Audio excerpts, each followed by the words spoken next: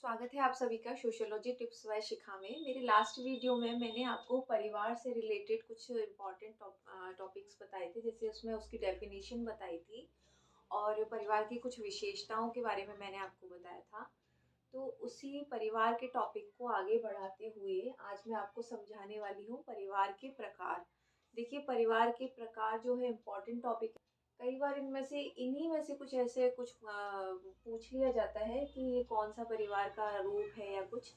तो आज इसी को हम समझेंगे। परिवार के प्रकार में टाइप्स ऑफ फैमिली। देखिए, कितने प्रकार के परिवार होते हैं। ज़्यादातर हम जानते हैं कि एक एक एक सदस्य परिवार होता है जो इसमें माता पिता और बच्चे होते हैं, और एक संयुक्त परिवार होता है। बट इसके अलावा भी बहुत सारे परिवार के जो हमारे समाज में प्रकार बताए गए हैं। तो देख लेते हैं कि किन आधारों पर कौन कौन से प्रकार के परिवार होते हैं। सबसे पहले देखें तो निवास के आधार पर। निवास के आधार पर होता है कि जहाँ रहता है शादी के बाद में व्यक्ति या जन्म लेता है, तो उसको बोलते हैं निवास के आधार पर परिवार। तो पहला है पितृस्थानीय। पितृस्थानीय परिवार वह होता है जिसमें जब व्यक्ति की शादी हो जाती है तो वह कहाँ निवास करता है? अपने पिता के घर में। यानी वो शादी के बाद अपनी पत्नी को लेकर अपने पिता के घर में ही रहता है। इस परिवार को बोला जाता है पितृस्थानीय। ज्यादातर ऐसा जो है पितृस्थानीय ही पाए जाते हैं हमारे समाज में, जिसमें एक जो पुरुष होता है वो विवाह के बाद अपनी पत्नी के साथ में अपने पिता के घर में ही निवास करता है। दूसरा है मातृस्थानीय। मातृस्थानीय वो होता है जिसमें जब पुरुष की शादी स्त्री से होती है तो वह अपने पिता के घर नहीं रहता पुरुष, बल्कि उस स्त्री के माता के घर पे जाकर रहता है। जी, उसमें होता है वह अपने एक तरीके से बोला जाए तो वह अपनी पत्नी के घर पे जाके निवास करता है। तो जहाँ भी मातृ शब्द आए, मातृ से रिलेटेड कुछ भी पूछा जाए, तो उसमें 2-3 जातियों के बारे में, जनजातियों के बारे में बोला जाता है, जिसमें एक तो हमारी है खासी, एक है गारो, ठीक है? और एक हमारे साउथ में मालाबार के नायर जनजाति, मालाबार के नायर। तो मातृ सत्तात्मक या मातृ स्थानीय, जब मातृ की बात आती है तो उसमें ये 3 जातियाँ हैं जो विशेष रूप से जिसमें क्या होता है कि एक स्त्री का अधिकार चलता है, स्त्री की तरफ ज़्यादा उसमें महत्ता दी जाती है। तो मातृ स्थानीय में होता है जब वो पुरुष शादी के बाद में अपनी पत्नी के घर में रहता है, यानी उसकी माता के घर में रहता है। नव स्थानीय होता है कि जब शादी हो जाती है, विवाह हो जाता है, तो पति और पत्नी ना तो पिता के घर रहते हैं, मतलब ना तो उस पुरुष के घर में जाके रहते हैं, ना उस स्त्री के घर में जाके रहते हैं, बल्कि एक नया घर बनाकर ही रहते हैं। तो उसको बोला जाता है नव स्थानीय। नव मतलब नया। जो दंपत्ति है वो एक अलग ही नया घर बनाकर निवास करने लगते हैं। उसके बाद है मामा स्थानीय। कई जनजातियों में ऐसा है जिसमें विवाह के बाद में जो दंपत्ति हैं वो मामा के घर में निवास करते हैं, यानी जिसमें मामा का अधिकार अधिक होता है। तो ऐसे में वो मामा के घर में निवास करते हैं। उनके विवाह का जो भी उत्तरदायित्व है वो मामा ही वहन करते हैं, और सारे जो मामा की संपत्ति पे जो अधिकार होता है वो उनका ही होता है दंपति का। तो मामा के घर पे जाकर वो लोग निवास करते हैं। दूसरा है द्विस्थानीय। द्विस्थानीय होता है जिसमें पत्नी के घर पे भी रह सकते हैं और पति के घर पे। द्विस्थानीय में क्या होता है कि जब विवाह हो गया तो जो पुरुष है वो दिन में जो है वो अपने जहाँ उसका जन्म हुआ है यानी अपने पिता के घर रहता है, और रात में अपनी पत्नी के घर में जाके रहता है, यानी वो दोनों ही घरों में रहता है। तो उसको बोला जाता है द्विस्थानीय। ये जो 2 प्रकार हैं वो कहीं-कहीं इनका वर्णन नहीं किया गया है, पर मैं आपको बता रही हूँ, ये 2 प्रकार के परिवार भी पाए जाते हैं। उसके बाद जो आते हैं वो है अधिकार के आधार पर। अधिकार होता है जहाँ पे किसका अधिकार चलता है, तो पितृसत्तात्मक। ऐसे परिवार जहाँ पे पिता के द्वारा लिए गए जो सारे नियम और जो होते हैं डिसीजन वो चलते हैं। उनका ही अधिकार होता है सारी बातों पर कि ये बात आपको माननी होगी या कुछ ऐसे। तो पितृसत्तात्मक में होता है जिसमें एक पुरुष का जो है अधिकार सारी बातों पर होता है। और उनका जो निर्णय होता है वही अंतिम माना जाता है। तो उसे बोलते हैं पितृ सत्तात्मक, जहाँ सत्ता चलती है पिता की, एक पुरुष की। नेक्स्ट है मातृ सत्तात्मक। मातृ सत्तात्मक परिवार वो जिसमें अधिकार किसका होता है, स्त्री के हाथ में होता है। और एक स्त्री जो होती है, यानी स्त्रियां जो होती हैं वो ही जो है सभी फैसले लेती हैं और उनका डिसीजन है जो मान्य होता है। और इसमें जो पुरुषों की स्थिति होती है वो थोड़ी नगण्य होती है, वो मानी नहीं जाती है। यानी मातृ सत्तात्मक वो जहाँ सत्ता एक स्त्री के द्वारा चलाई जाती है। तो अगेन वही जनजाति जहाँ पे मैंने आपको ये बताया था, ये तीनों इनका आप वर्णन कर सकते हैं कि मातृ सत्तात्मक परिवार कहाँ पाए जाते हैं, खासी, गारो और नायर जनजाति में। नेक्स्ट, उत्तराधिकार। उत्तराधिकार क्या होता है कि जब पिता के बाद में सारे जो जिम्मेदारी है वो किसको मिलेगी। तो जब पितृमार्गी होता है तो पितृमार्गी में होता है कि जो पुरुष प्रधान जो परिवार होता है तो उसमें एक पुरुष होता है और उसके बाद सारे उत्तराधिकार किसको दिए जाएंगे, उसके पुत्र को दिए जाएंगे। यानी अब सारी जिम्मेदारियां कौन निभाएगा, वो एक पुत्र निभाएगा। ठीक है, उसके ये हो गया पितृमार्गी। उसके बाद है मातृमार्गी। मातृमार्गी वो जिसमें माता के बाद में उसकी पुत्री, ठीक है, सारे उत्तराधिकार किसको दे दिया जाता है, माता के बाद वो अपनी पुत्री को दे देती है। तो पुत्री जो होती है फिर वो अपनी पुत्री को देती है। तो इस तरह से स्त्री से एक दूसरी स्त्री में सारी सत्ता का जो है आगे बढ़ता जाता है। तो उसको बोला जाता है मातृ मार्गी परिवार। ये हुआ उत्तराधिकार के आधार पर। नेक्स्ट है वंश नाम।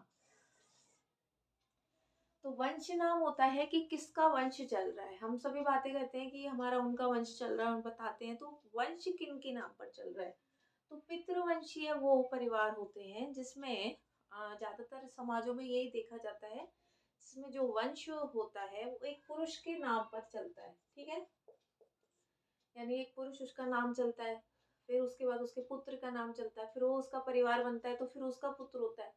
तो इस तरह जो पीढ़ी दर पीढ़ी जो आगे परिवार बढ़ता है वो पुरुष के नाम पर चलता है। ठीक है, पुरुष का की महत्ता अधिक होती है। उसके बाद है मातृवंशीय। जो वंश आगे जो बढ़ रहा है वो किसके आधार पर बढ़ रहा है, स्त्रियों के आधार पर आगे बढ़ रहा है। माता होती है, उसके बाद सारे वंश का जो वृद्धि है वो पुत्री को दे दिया जाता है, फिर उसके बाद उसकी पुत्री। तो पुत्री यानी जो स्त्री है वो वंश को आगे बढ़ाने का कार्य करती है। उसके बाद है द्विनामी। द्विनामी द्विनामी होता है जिसमें दोनों तरफ की पैरेलल वंश नाम को आगे बढ़ाया जाता है। कैसे कि जैसे एक पुरुष है तो वो एक तरफ तो अपने दादी का या दादा का चलाएगा और दूसरी तरफ अपने नाना या नानी का चलाता है। ठीक है, तो इसमें द्विनामी होते हैं। द्विनामी यानी दो तरफ के नामों के आधार पर वंश चलाया जाता है। सगे संबंधी जो सब होते हैं उन दोनों का नाम जोड़ा जाता है। यानी वंश का नाम एक तरफ अपने खुद का और दूसरी तरफ नाना या नानी का नाम चलाया जाता है। फिर है विवाह के आधार पर, और ये बहुत ही इम्पोर्टेंट है क्योंकि विवाह के आधार पर बहुत बार क्वेश्चन पूछा जाता है। तो विवाह के आधार पर कैसे, सबसे पहले होता है एक विवाही परिवार। एक विवाही परिवार जो होता है जिसको वेस्टर्न मार्क ने सबसे अच्छा बताया है। तो एक विवाही परिवार वो होता है जिसमें एक ही शादी होती है, यानी एक पुरुष और एक स्त्री इस तरह से एक के साथ में ही विवाह होता है, तो इसको बोला जाता है एक विवाही परिवार। फिर है बहुविवाही। देखो बहुविवाही परिवार जिसमें एक जो पुरुष होती है या एक पुरुष होता है या स्त्री वो एक से ज्यादा विवाह कर सकते हैं। आपने मुस्लिम लोगों में ज्यादातर ये होता है कि एक से अधिक विवाह करने की प्रथा है उनके यहाँ पे। तो बहुविवाही जो परिवार है वो अगेन दो तरीके का होता है। एक तो होता है बहुपति, एक होता है बहुपत्नी। तो बहुपति क्या होता है, जिसमें एक स्त्री के एक से अधिक पति होते हैं। उदाहरण के तौर पर मैं आपको समझाऊं तो जैसे द्रौपदी है तो एक स्त्री और उसके बहुत सारे पति, 5 पति। तो एक से ज़्यादा जब पति होते हैं तो उसको बहुपति विवाह बोला जाता है, जिसमें एक पति नहीं होता, एक से अधिक होता है बहुपति विवाह। एक है बहुपत्नी विवाह। बहुपत्नी विवाह होता है जिसमें एक पुरुष होता है और उसके बहुत सारी पत्नियां होती हैं, तो एक से अधिक पत्नियां होती हैं, इसको बहुपत्नी विवाह कहा जाता है। दोनों ही टर्म पूछे जाते हैं। तो बहुपति वो जिसमें एक से अधिक पति होते हैं। बहुपत्नी विवाह वह है जिसमें एक पुरुष की एक से अधिक पत्नियां होती हैं। थर्ड जो है उसको बोला जाता है समूह विवाही। समूह विवाही परिवार वो होता है जिसमें एक जो वो पुरुषों का समूह होता है, पूरा की पूरा जो समूह होता है वो स्त्रियों के पूरे एक समूह से ही विवाह कर लेता है, जिसमें समूह विवाह होते हैं। कई जनजाति ऐसी हैं जिसमें बहुत सारे पुरुष होते हैं, वो मिलके एक बहुत सारी स्त्रियों के जो ग्रुप होता है एक पूरा, वो आपस में विवाह करते हैं। यानी सारे जो लोग होते हैं ग्रुप के, वो एक दूसरे के पति और पत्नी कहलाते हैं। इसको बोला जाता है समूह विवाह। और लास्ट, परिवार की सदस्य संख्या के आधार पर, यानी उस परिवार में कितने सदस्य हैं। तो पहला परिवार है मूल या केंद्रीय परिवार। मूल या केंद्रीय परिवार वो जिसमें माता पिता और उनके अविवाहित बच्चे होते हैं। ठीक है, माता पिता और अविवाहित बच्चे, जिनमें बच्चों की भी शादी नहीं हुई है, छोटे हैं वो अभी, तो माता पिता और अविवाहित बच्चों का जो ग्रुप होता है वो कहलाता है मूल या केंद्रीय परिवार। दूसरा है विवाह संबंधी परिवार। तो विवाह संबंधी परिवार वह होता है जिसमें माता पिता और उनके विवाहित बच्चे होते हैं। ठीक है, मतलब अब उनके जो पुत्र उनके जो शादी हो गई है, उसके बाद में पत्नी आ गई है, तो वो परिवार बढ़ गया है, तो विवाह संबंधी परिवार हो गया। लास्ट, संयुक्त परिवार।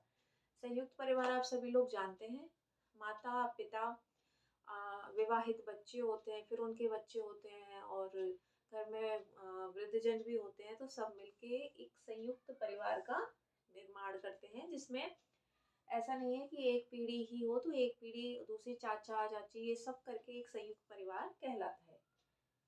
तो ये मुख्य रूप से परिवार के प्रकार ये हैं, जिनमें पहला देखें तो निवास के आधार पर, जिसमें पितृस्थानीय, मातृस्थानीय, नवस्थानीय, मामा स्थानीय, द्विस्थानीय।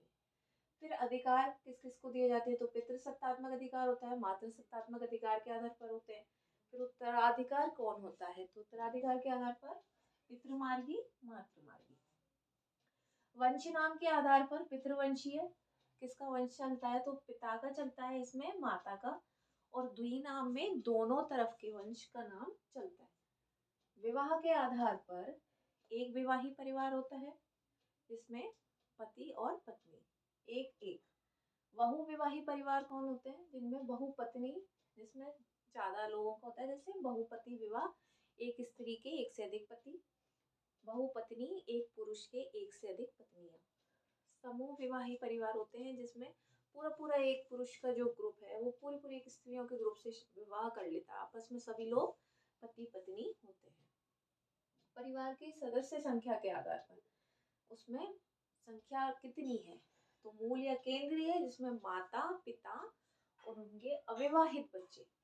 और दूसरा है विवाह संबंधी, जिसमें माता पिता और उनके बच्चों की का जो शादी हो गई विवाह, उसके बाद जो परिवार बढ़ गया। संयुक्त परिवार जिसमें माता पिता दादा दादी, विवाहित बच्चे, उनके बच्चे और सब जो लोग हैं वो मिलके ओवरऑल वो एक संयुक्त परिवार का निर्माण करते हैं। मेन बात ये है कि आप जहाँ जहाँ मातृ मातृ का नाम आता है, मातृ मार्गी, मातृ सत्तात्मक, मातृवंशीय, वहाँ वहाँ इन तीन जनजातियों का नाम विशेष रूप से लिख सकते हैं, जिसमें खासी, गारो और मालावार की नायर जनजाति है। तो आज के लिए इतना ही।